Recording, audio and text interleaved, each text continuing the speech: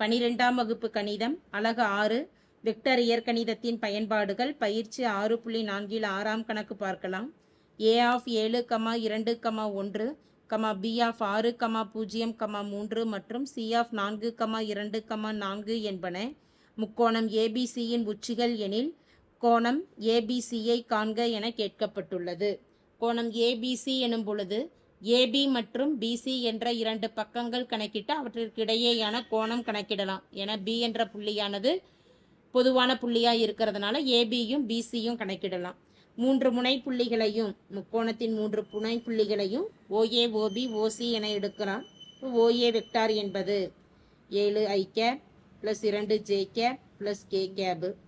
OB vector ஆனது 6i gap j gap மதிப்பு 0 + 3k gap. OC vector ஆனது 4i cap + 2j cap + 4k gap. கணக்கிட வேண்டியது AB மற்றும் BC. AB வெக்டார் நிலை வெக்டாரை மையமாக கொண்டு OB - OA எழுதலாம். OB வெக்டாரின் மதிப்பானது 6i + 3k OA என்பது 7i + 2j + k. 6i cap + 3k cap மைனஸால பிராக்கெட்டில் இருக்கக்கூடிய வெக்டார்களை பெருக்கும் பொழுது -7i gap -2j gap -k. 6i - 7i எனும் பொழுது மதிப்பு -i கேப். j கேப் மதிப்பு ஒன்று தான் இருக்கு -2j கேப். 3 - 1 + 2k cap. அடுத்து BC வெக்டார் கணக்கிடலாம். BC என்பதை OC - OBன்னு குறிப்பிடலாம். OC வெக்டார் ஆனது 4i cap + 2j cap + 4k cap OB vector என்பது 6i கேப் + 3k கேப்.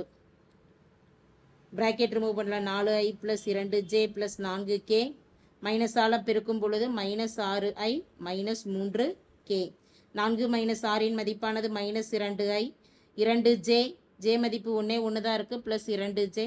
4 - 3 மதிப்பு k கேப். BCயின் மதிப்பானது -2i + 2j + k கேப். கணக்கிட வேண்டியது கோணம். எவற்றிற்கு இடைப்பட்ட கோணம்? AB மற்றும் ACற்கு இடைப்பட்ட கோணம். காஸ் தீட்டாவிற்குரிய அதை கோணம் கணக்கிடுவதற்கான நிபந்தனை modulus of B vector dot D vector by modulus of B vector பெருக்கல் மாடுலஸ் ஆஃப் D வெக்டார். இதில் B மற்றும் Dக்கு பதிலாக AB மற்றும் BCன்னு பிரதியிடலாம். AB vector dot BC vector by denominator மதிப்பானது மாடுலஸ் ஆஃப் AB வெக்டார் பெருக்கல் modulus of BC vector. AB vector dot BC வெக்டாரின் மதிப்பானது கணக்கிடலாம். AB வெக்டார் டாட் புள்ளி பெருக்கம் BC வெக்டார். AB வெக்டாரின் மதிப்பு -i cap -2j cap + 2k cap dot BC vector ஆனது -2i + 2j + k ஆகும். இரண்டு வெக்டார்களை புள்ளி பெருக்கம் செய்யும் பொழுது i உறுப்போட i உறுப்பு j ஓட j k ஓட k பெருக்கலாம். இப்போ -1 பெருக்கல் -2 + -2 பெருக்கல் 2 + 2 பெருக்கல் 1 -into -+2 +into -4 2 பெருக்கல் 1 மதிப்பு +2 ஆகும்.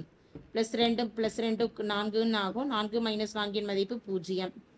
எனவே நியூமரேட்டர் மதிப்பு அதாவது தொகுதியின் மதிப்பு 0 இருக்கிறதுனால காஸ் தீட்டாவின் மதிப்பு 0 அமையும்.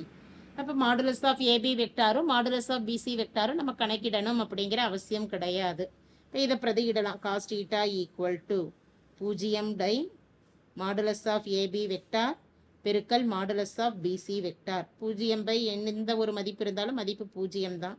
Cos theta = 0. காஸ் தீட்டா = 0 என்பது காஸ் π/2 காஸ் 90 டிகிரி ஆகும். அப்போ தீட்டா = மதிப்பு என்ன? π/2 90 டிகிரி. காசோட 90 டிகிரியின் மதிப்பானது 0 ஆகும். 90 டிகிரி எந்த கோணம்? B என்ற கோணத்தின் மதிப்பு. therefore கோணம் ABC ஆனது π/2 ஆகும். தேங்க்யூ.